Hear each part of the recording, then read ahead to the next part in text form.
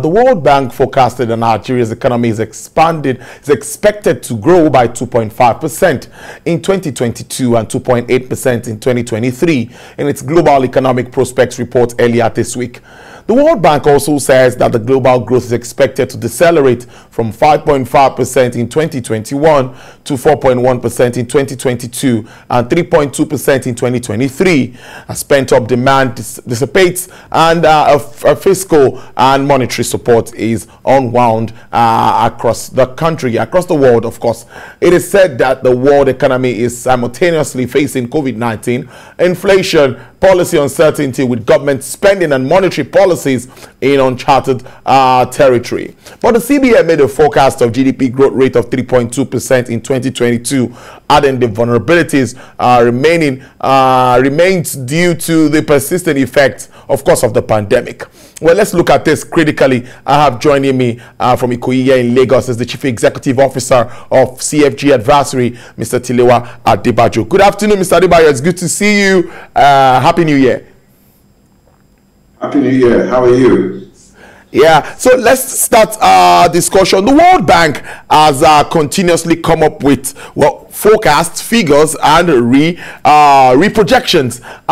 What do you make? Let's do an overview of what we've seen. And Nigerian economy is expected to grow at 2.5% in 2022. Do you think the fundamentals on ground will support this? Definitely. I think what we all tend to do sometimes is that we underestimate the Nigerian economy.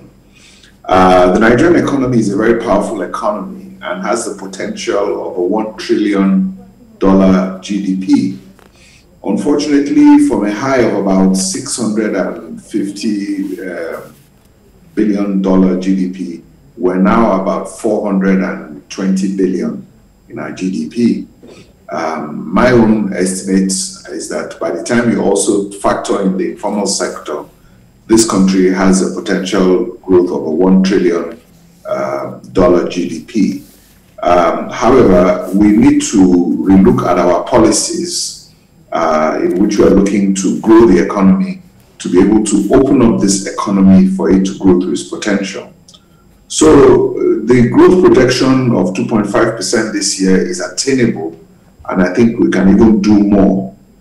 And I'll tell you why I think we can do more. First of all, there's an informal sector that we're not capturing.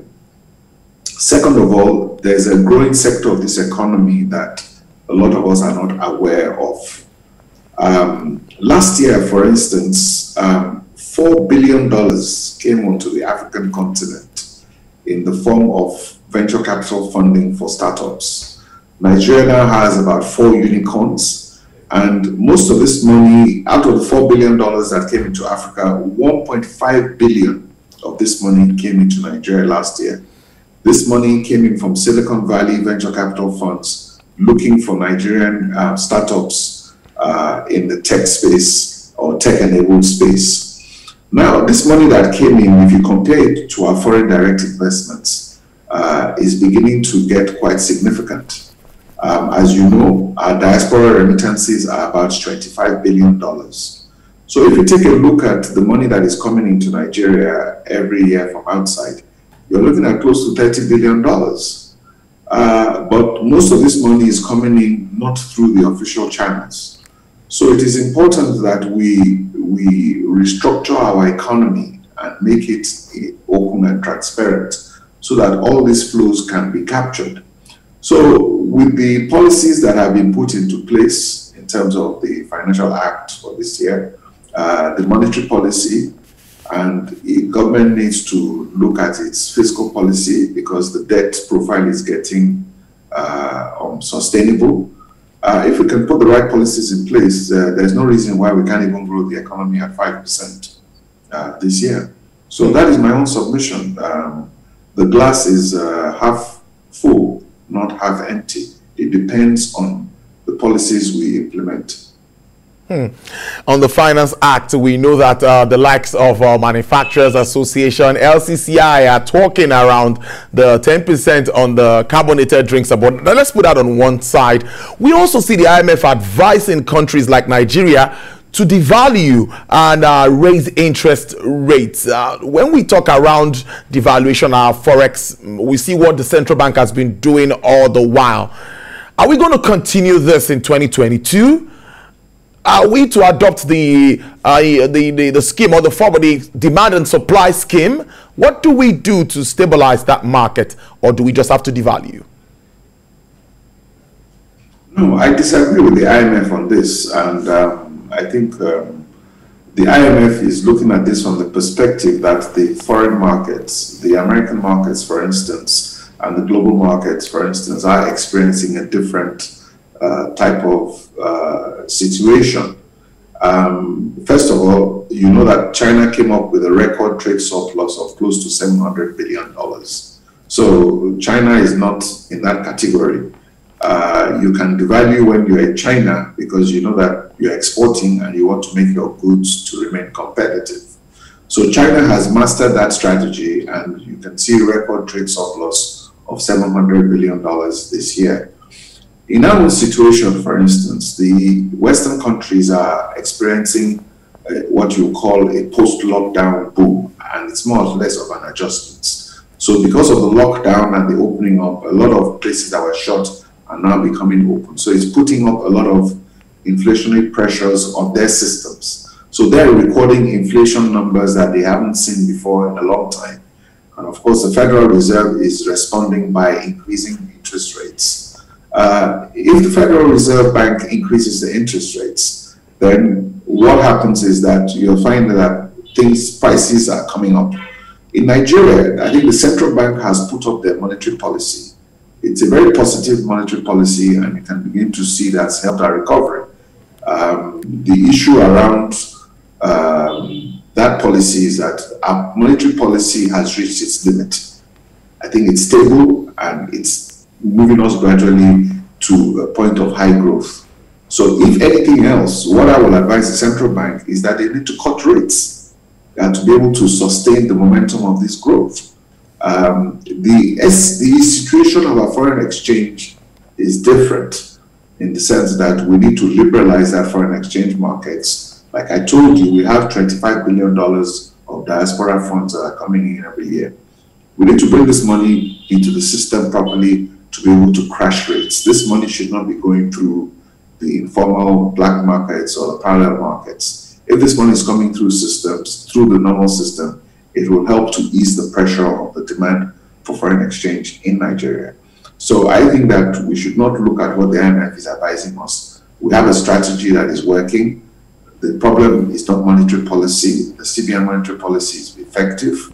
Like I said, I will advise that they even cut rates further to still continue to stimulate the growth we've seen. The problem is the fiscal side of our Nigerian economy. And that is where it's the fiscal side of the Nigerian economy that is causing inflationary pressures. And we also know that it's the insecurity in the breadbasket areas that is causing food inflation to go up. And that is why we have food inflation over 20%, and that is what is driving inflation up.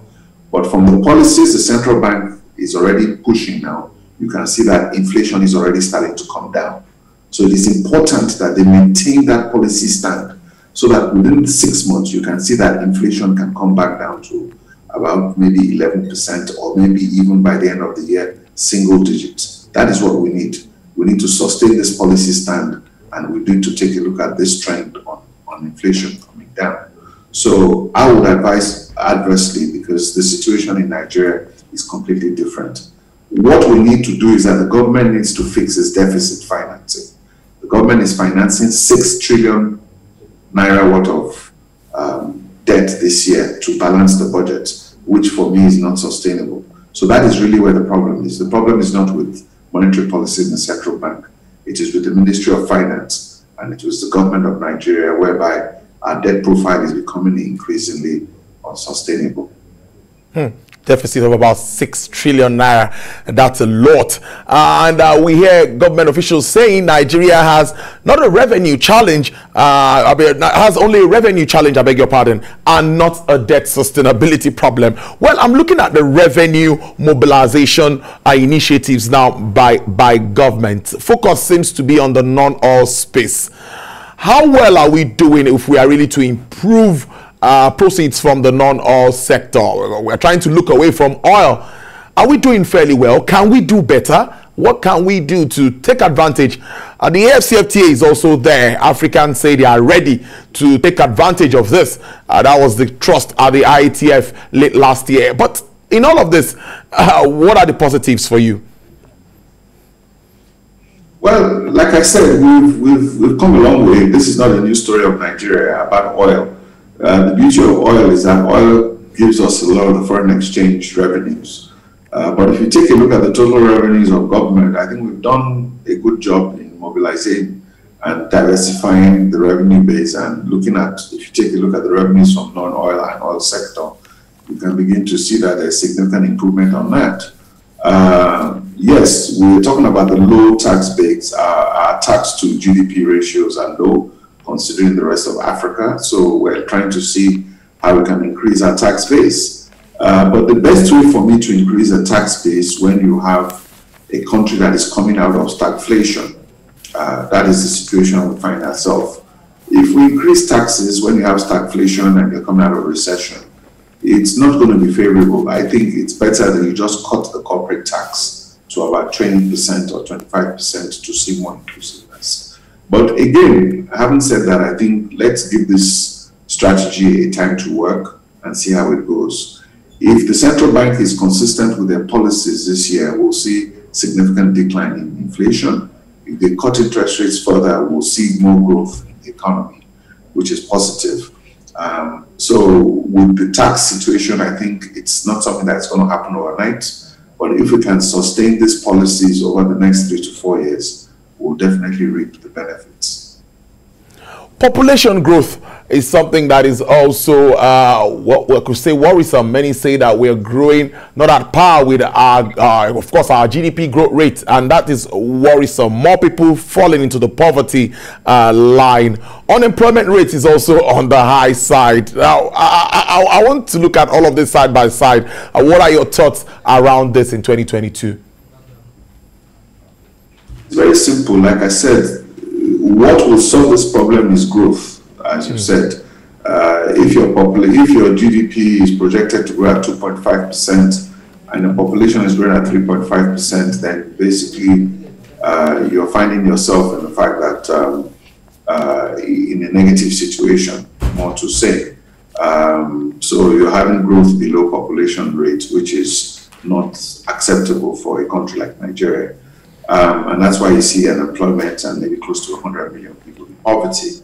So the simple situation for Nigeria is the fact that if you're growing your economy at 6%, 7%, 8% a year, then all these problems will go away. So if you focus on growth, you resolve those problems. Mr. Adebajo, before we wrap up our conversation, it's a pre-election year. And many believe that there could be a lot of spending moving on in 2022. Maybe, do you think this would have any impact? Well, let me just ask the layman on the lives of normal Nigerians as we move ahead to the elections next year. Well, we've always said, election spending and, what boost is it to the economy? Unfortunately, we need to do some research in that area to see if there is any correlation between how much election spending boosts the economy. Well, I think, the people that benefit most are the media stations like yourself who collect advert revenues for political campaign. Those are the people that do direct things, people that do banners, and people who are basically in the campaign or the media or the event management business. I think yes, it's a good cycle for them. But if we take a look at the impact on the economy, basically how much is being spent, I think we really cannot quantify. But yes, there is some spending that at least goes down to the grassroots and campaigns, rallies, and so basically a lot of people in the grassroots are involved in that, and a lot of money is circulating, and there's a feel-good impact on that. How that moves the GDP needle, we really do not have the quantitative data to support that. But yes, there is a feel-good effect on that, and the media stations are the ones that you can capture the benefit quite easily. Now finally, the private sector accounts for about 80%, well, according to reports, of the total economic activities in the country. What policies do you think can be instituted by government moving on in 2022 to encourage more participation, maybe particularly focus on infrastructure, to see we have more of PPPs, public-private partnership, in developing all of this? What are you thinking as we move in 2022? Well, in 2022, what I would like to see is, I would like to see concessioning, because this government has just a year and a half to go. I think it's important that they concession the airports, significant concessioning. Infra is already being set up with about a capital of $2 billion. There is a lot of problems with concessioning, the regulatory concessioning agencies.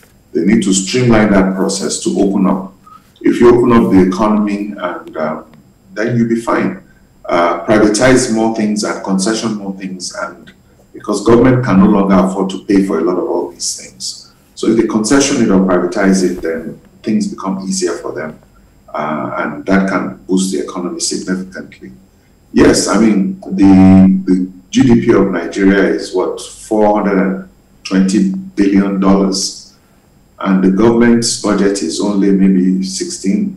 If you remove the deficit financing from the budget, then maybe you're looking at a budget of about just 12 trillion naira. So the government's budget is only 12 trillion naira compared to a country that has a GDP of $420 billion. So government is pretty insignificant in terms of its outputs into the Nigerian economy. But government is powerful in the sense that it controls policy and it does regulation. And that's why we're trying to say that all these policies and regulation are sometimes restricting growth. So it's important that government does liberalize to be able to let this private sector boost the economy and drive it forward. I think it's a good way to leave it. I must thank you so much, CEO CFG Advisory, Mr. Tiliwa Adebajo. Thank you very much for joining us on Business Nigeria today. We appreciate this. Do enjoy your weekend. Thank you very much. Have a nice weekend.